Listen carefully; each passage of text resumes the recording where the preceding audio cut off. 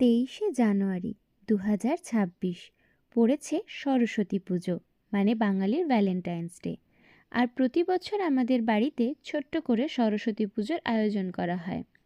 22 তারিখ রাত্রিবেলা আমি আমার ভাই কাকুর সাথে চলে যাই সরস্বতী ঠাকুর কিনতে, সাথে সরস্বতী ঠাকুরকে সাজানোর জন্য চাঁদমালা ইত্যাদি কিনতে। ঠাকুরকে অর্থাৎ মাকে আমরা বরণ করে বাড়ির মধ্যে ঢোকাই। ঠাকুর ঘরে মাকে প্রতিস্থাপন করে প্রথমেই আমরা মায়ের সাজসজ্জার জন্য বিভিন্ন ধরনের প্রস্তুতি নিচ্ছিলাম।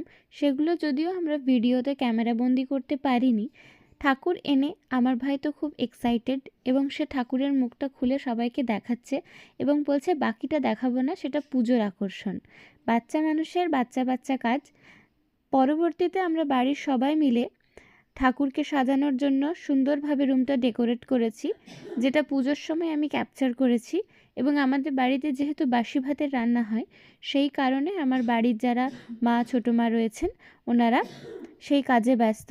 শেষ পর্যন্ত আমার ভাই ঠাকুরকে রিভিল করেই দিল এবং সে নিজের মনেই বনমালা, চাঁদমালা অর্থাৎ ডেকোরেশনের সম্পূর্ণ দায়িত্ব ছিল তার ওপর, আর আলপনার দায়িত্ব ছিল আমার ওপর। পরদিন সকালে শাড়ি পরেই মাকে আমরা পুজো দিতে বসে গেছি। আমরা নিজেরাই ঘরোয়া উপায়ে পূজা করি এবং সেখানে ঘট প্রতিস্থাপন করছি। আমি আমার মতো করে মাকে পুজো দিয়েছি। তারপরে সরস্বতী পুজো বলে কথা, আর আমরা স্টুডেন্টরা একটু ঘুরতে যাব না? আমি ঘুরতে চলে গিয়েছিলাম। এটা আমার কলেজ, নিস্তারিণী কলেজ, এবং এটা হচ্ছে পাশের টিচার্স ট্রেনিং কলেজ। এবং সবাই কত সুন্দর সুন্দর শাড়ি পরেছে। এটা হচ্ছে আমার লুক। তারপরে আমরা চলে গিয়েছিলাম পলিটেকনিক কলেজ এবং সেখানে এত সুন্দর সুন্দর আঁকা, এত সুন্দর সুন্দর প্রদর্শনী, গোটা মাঠ জুড়ে শাড়ি আর পাঞ্জাবির মেলা।